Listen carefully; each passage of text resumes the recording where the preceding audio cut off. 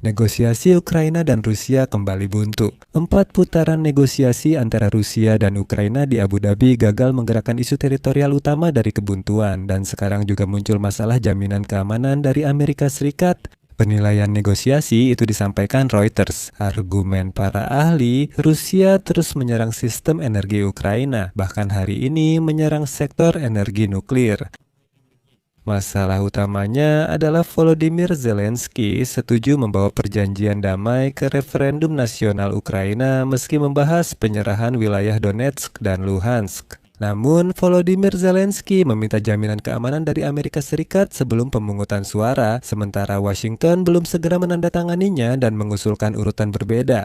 Selain itu, Kremlin terus menolak segala bentuk jaminan keamanan yang berarti yang dapat melindungi Ukraina dari kapitulasi diplomatik atau militer secara penuh. Rusia menyederhanakan masalah jaminan keamanan sesuai dengan usulannya pada musim semi 2022 ketika Kremlin menawarkan diri untuk menjadi penjamin keamanan Ukraina. Rusia dikatakan memberi jaminan lisan tidak akan menyerang lagi, dan Ukraina diminta mempercayainya. Jika Rusia tetap menyerang, Rusia punya hak veto untuk menolak jaminan bagi Ukraina. Intinya, ini omong kosong. Pada saat yang sama, entah kenapa Washington berharap bahwa perjanjian damai antara Ukraina dan Federasi Rusia akan tercapai sebelum awal musim panas dan akan menekan kedua belah pihak untuk mencapainya. Setelah itu, Trump akan menghadapi pemilihan sela Kongres. Jadi, apakah ada secercah harapan di ujung terowongan dari negosiasi ini? Apa kata para ahli, dan mengapa justru jaminan keamanan menjadi batu kunci dalam hal ini?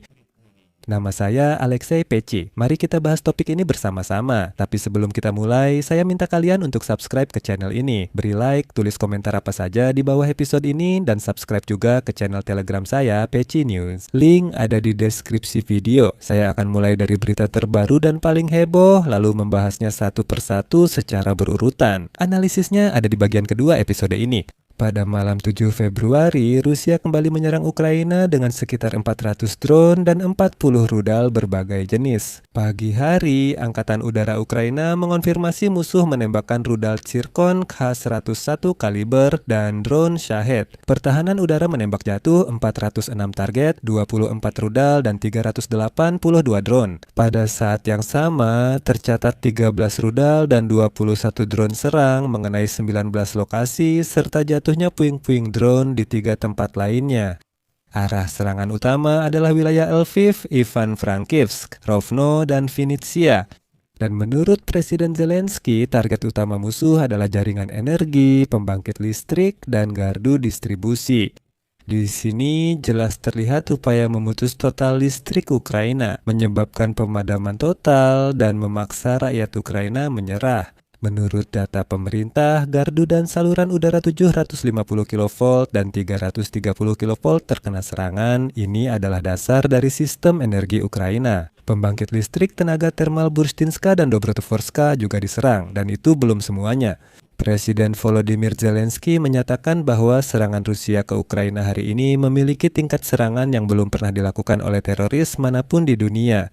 Zelensky melaporkan pada malam 7 Februari pasukan Rusia menyerang fasilitas penunjang operasional pembangkit listrik tenaga nuklir. Hal ini pada gilirannya menjadi ancaman tidak hanya bagi Ukraina tetapi juga bagi Eropa. Berikut kutipan dari Zelensky.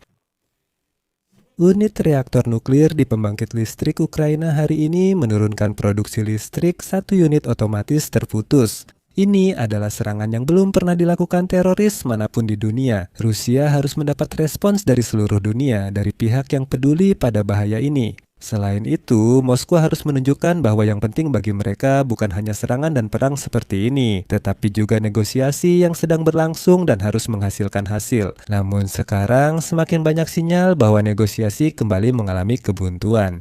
Zelensky menyatakan Amerika Serikat menawarkan agar kedua pihak mengakhiri perang Rusia-Ukraina sebelum awal musim panas dan siap memberi tekanan diplomatik sesuai jadwal. Trump dikabarkan ingin fokus pada pemilihan sela Kongres dan membutuhkan kemenangan, meski hanya sementara. Zelensky menekankan Ukraina telah lama mengusulkan rencana jelas dan bertahap semacam sequence plan untuk menentukan tindakan kedua pihak dan batas waktu pelaksanaan kesepakatan, bukan sekadar waktu yang tidak pasti.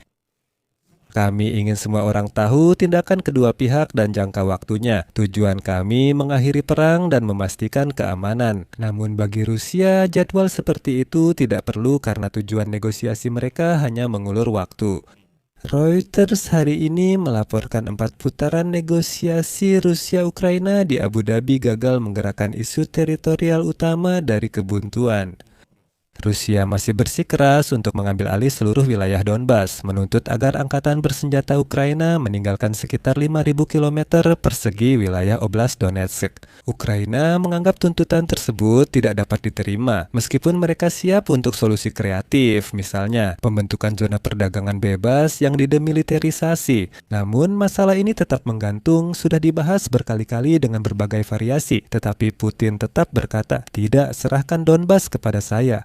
Belum ada kesepakatan soal pembangkit listrik tenaga nuklir Zaporizhia yang sebelum perang menyuplai 20% listrik Ukraina. Menurut narasumber Reuters, Rusia menolak tawaran dari pemerintahan Donald Trump, di mana pembangkit listrik tenaga nuklir Zaporizhia akan berada di bawah kendali Amerika Serikat.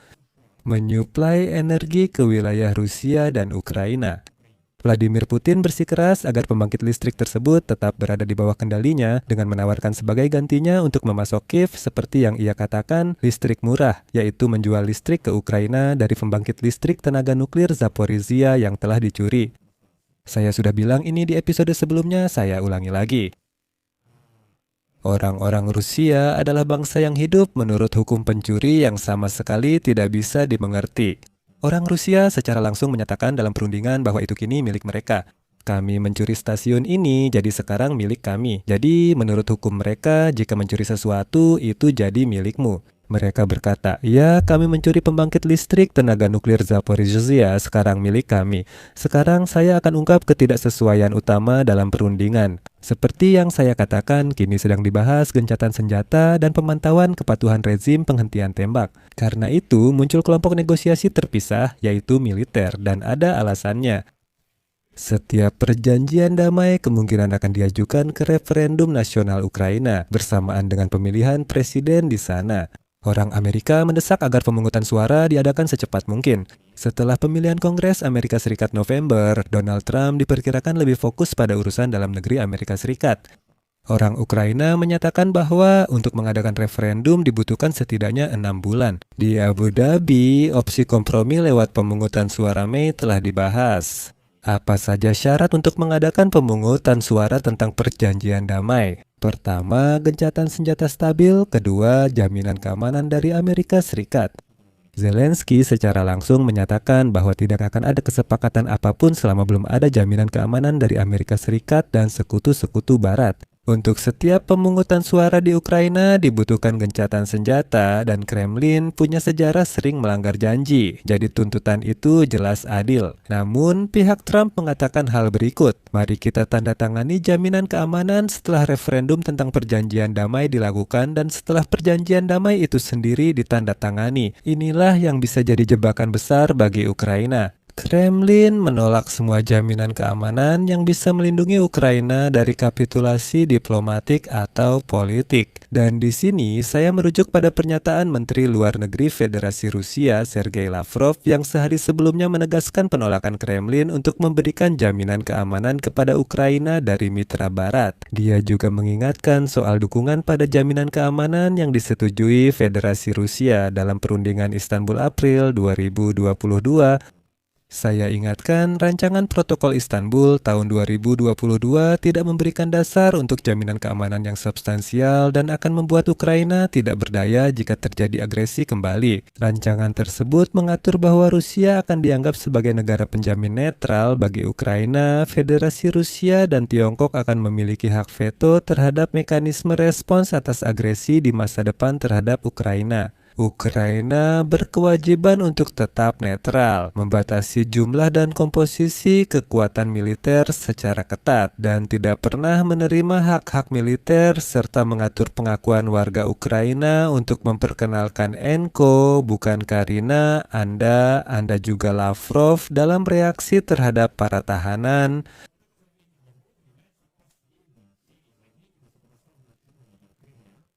yang menandakan Kremlin masih menganggap rancangan perjanjian Istanbul 2022 sebagai dasar utama untuk penyelesaian damai ke depan dan tidak ingin berkompromi terkait tuntutan mereka baik kepada Ukraina maupun NATO. Karena itu saya katakan negosiasi kembali buntu. Semuanya tergantung pada apakah Amerika Serikat mau segera menandatangani jaminan keamanan atau mereka akan mengatakan bahwa mereka akan menunggu pelaksanaan referendum yang sudah kita ketahui tanpa jaminan keamanan, gencatan senjata tidak mungkin dilakukan. Saya akhiri dengan elipsis, tulis pendapat dan kesimpulan Anda di kolom komentar episode ini. Teman-teman, jika episode ini bermanfaat dan menarik bagi Anda bisa mendukung kerja kami dengan donasi atau berlangganan sponsorship di YouTube. Semua tautan dan detail ada di deskripsi video ini. Saya akan sangat berterima kasih atas dukungan apapun dari Anda. Itu saja, jaga diri Anda, sampai jumpa.